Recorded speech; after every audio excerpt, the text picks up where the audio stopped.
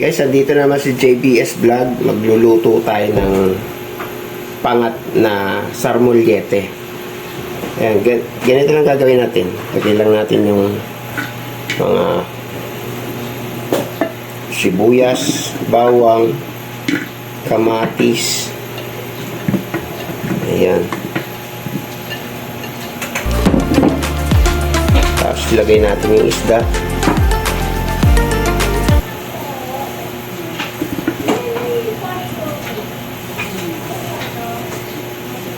Uy, ang daming isda.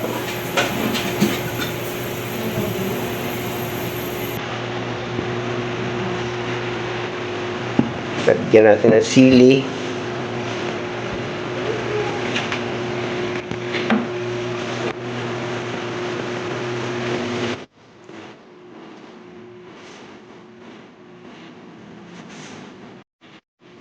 Ng tubig.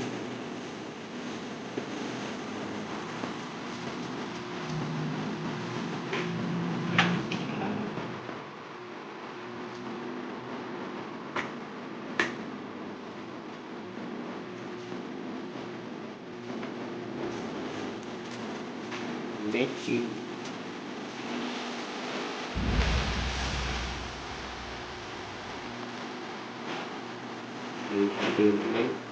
Minta.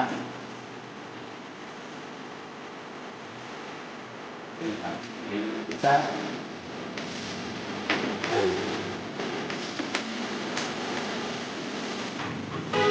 Kaya lang natin yan hanggang maluto. Ganun lang siya kabilis. Ayun, luto na po yung ating pinangat. Ayan. Ang pagkakaiba po nito sa napagkakamalan kasing na paksiw daw.